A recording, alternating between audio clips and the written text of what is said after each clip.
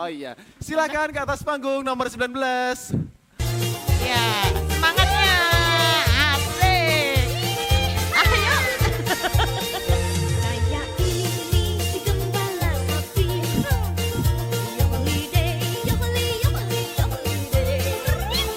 Inilah Kalian dapat tema apa? si gembala Buka, Mas. sapi. Apa yang Bismillah. dipikirkan lagi? Dapat tema apa? Alhamdulillah. Kambing kali gesing. Kambing Oke, kali gesing. taruh di belakang. Silakan bisa Maaf, taruh Bu. di belakang. Nomor 19. Apakah sudah siap? Siap. Baik, Dewan Juri.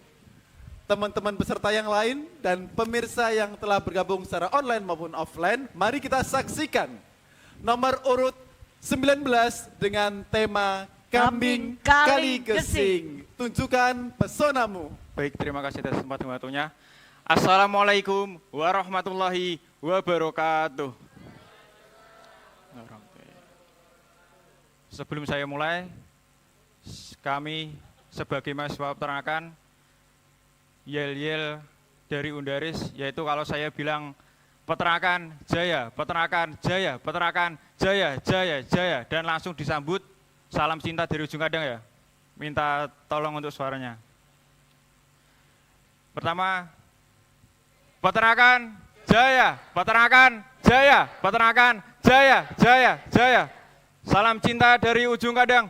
Hidup mahasiswa peternakan Indonesia. Baik, beri tepuk tangan. Yang terhormat Dewan Juri dan juga tamu undangan dan yang saya banggakan teman-temanku seperjuangan. Di sini saya perkenalkan dulu, nama saya Aldi Jumantoro dari Fakultas Peternakan Universitas Darul Ulum Islam Sudirman Gupi, Ungaran. Terus untuk yang tema yang saya pilih yaitu kambing kali gesing yang berasal dari Purworejo. Kita tahu kambing ini merupakan kambing persilangan antara Etawa dari Hindia yang dikawinkan dengan kambing lokal sehingga menghasilkan menghasilkan kambing peranakan Etawa. Setelah itu, untuk ciri fisik dari kambing ini yang pertama itu kita lihat dari posturnya ya. Dari postur kepala sampai ekor itu badannya sangat panjang, untuk tingginya itu sangat tinggi, bisa sampai 1 meter. Bahkan saya pernah melihat itu 1 meter lebih. Terus untuk bulu, ciri khasnya itu putih hitam, berwarna putih hitam. Dan untuk kehalusannya itu cukup halus. Dan yang ketiga itu dilihat dari kupingnya. Dari kuping itu memang sedikit panjang dan melipat seperti itu, teman-teman. Selanjutnya dari bentuk kepala dia sedikit seram, terus tanduknya itu ke arah ke belakang, seperti itu.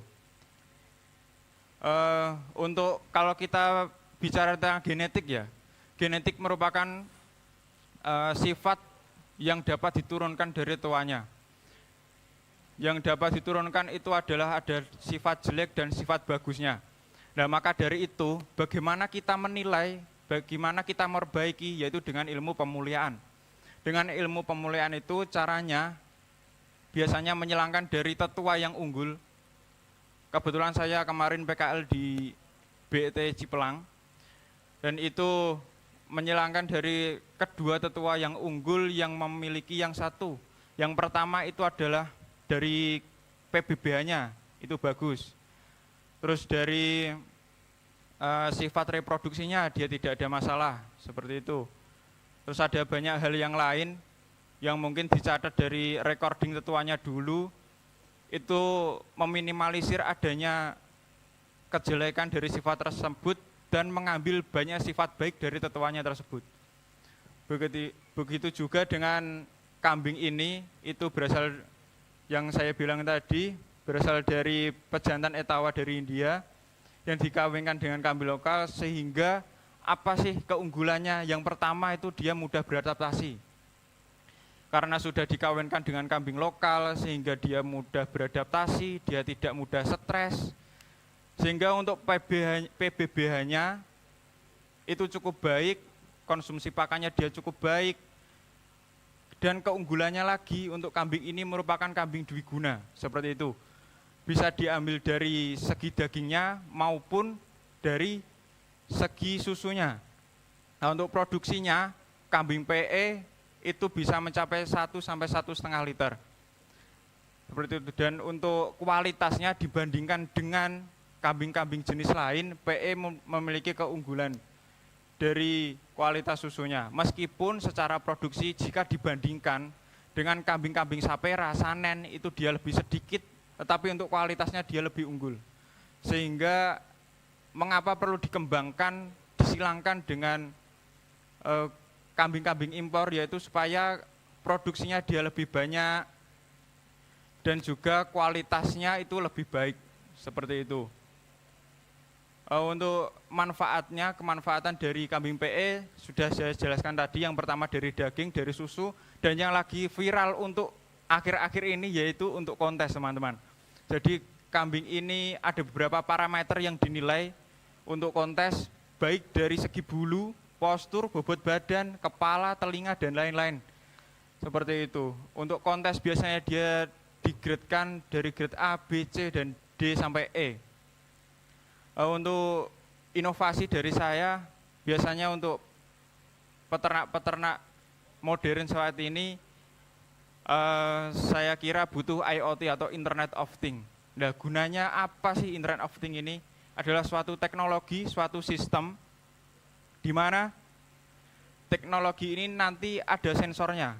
Misal ketika dalam suhu kandang yang panas, lah dia otomatis kan suatu ternak itu akan heat stress. Nah, fungsi dari Internet of Things itu mendeteksi ketika suhu itu melebihi dari normalnya, itu dia otomatis bisa kembali ke suhu yang standarnya lagi.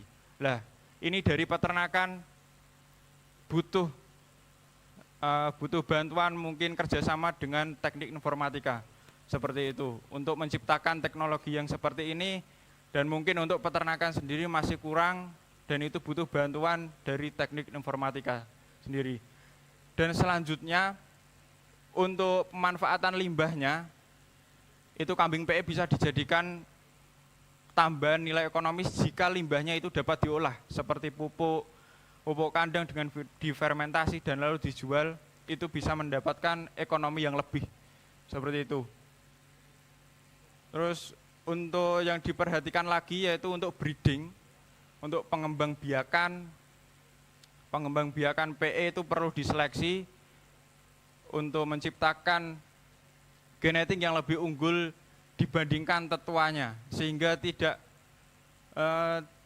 inbreeding, dan kemudian untuk anaknya tetap bisa tumbuh lebih besar, sifat-sifat jeleknya itu lebih berkurang daripada tetuanya. Dan yang selanjutnya itu adalah pakan. Pakan itu merupakan merupakan faktor terbesar dalam peternakan. Pakan itu berpengaruh 70% dalam dunia peternakan.